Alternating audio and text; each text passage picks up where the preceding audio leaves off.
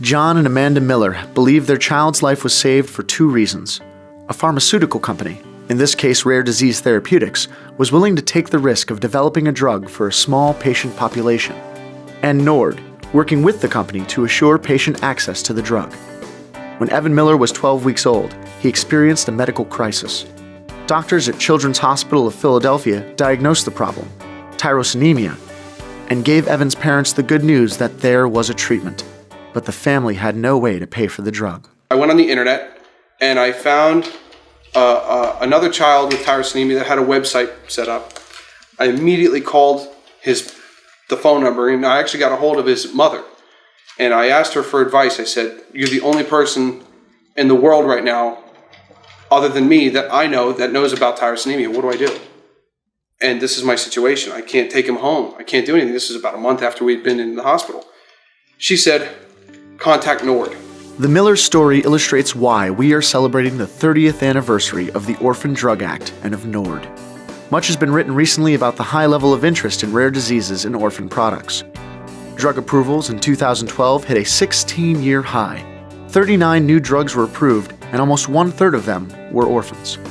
This brings hope to the 30 million Americans with rare diseases, and it reflects the coming to fruition of a process set in motion more than 30 years ago.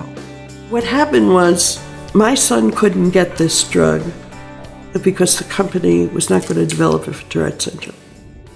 And a mother from California had called me because her son had terrible Tourette syndrome, and he was able to get this drug from Canada. But he had a friend going to Canada, and they asked the friend to bring back the drug. Customs Department confiscated it at the airport. And since he couldn't get the drug, the mother called me and said, "What should I do?" And I said, "Call your congressman." By the way, who is your congressman?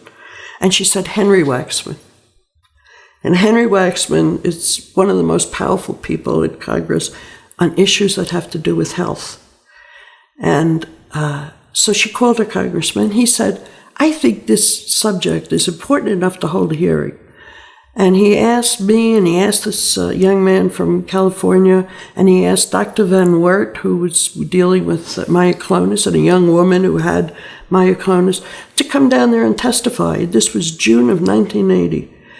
And we testified. I was working at the Tourette Syndrome Association at that time, and somebody said, "Abby, there's a man on the phone, and he says his name is Maurice Klugman, and he's the brother of Jack Klugman." And I said, "Yeah, this is really going to be fun."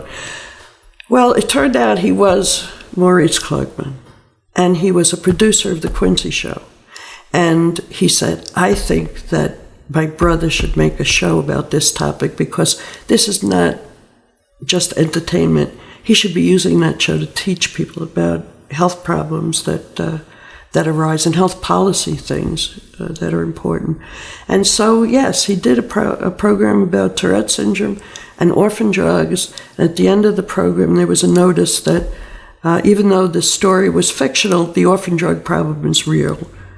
And if you'd like to help, write to the show. Well, he got thousands and thousands and thousands of letters. He didn't even open them up. He just put them in big sacks, and he sent them all to me. The founders of Nord quickly realized that their best chance for success was to find their common ground and work together. That strategy has served the community well. With its 200 member organizations, dedicated partners at FDA and NIH, and innovative companies willing to take on the challenge of developing therapies for small patient populations, Nord is focused on advancing the dream of the Orphan Drug Act. Since 1983, it has played a key role in public policies such as the Rare Diseases Act of 2002, FDA Safety and Innovation Act of 2012, and Social Security Compassionate Allowances Program. Nord supports the efforts of companies to address unmet medical needs and engage in a whole new level of commitment to the patient community. It promotes awareness of rare diseases among clinicians, and Nord research grants, funded mostly by patients and patient organizations, give families hope that one day they, too, may have a treatment. Nord encourages best practices and supports learning from each other, and it has formal affiliations with Eurordis and the Japan Patients Association to support global collaboration. In this 30th anniversary year, NORD and the entire rare disease community are celebrating progress to date. But we're also renewing our commitment to the rare disease patients and families who don't yet have a treatment, or need a diagnosis, or need help to access care. Mary Caruso, whose daughters Sam and Alex were diagnosed several years ago with the rare disease known as Friedreich's ataxia, has learned firsthand the value of connection and the power of hope in the rare disease community. We have that thread that sews us together that even, like our family, extended family doesn't understand. So you are connected to these people and everyone's working so hard to raise funds. And then the researchers that come and make it a point to meet the families that get so personally involved, it is what keeps hope in your heart. And I absolutely have no doubt in my mind that will lead to a treatment very soon. Hey, Evan, say thank you, Nord. Thank you, oh.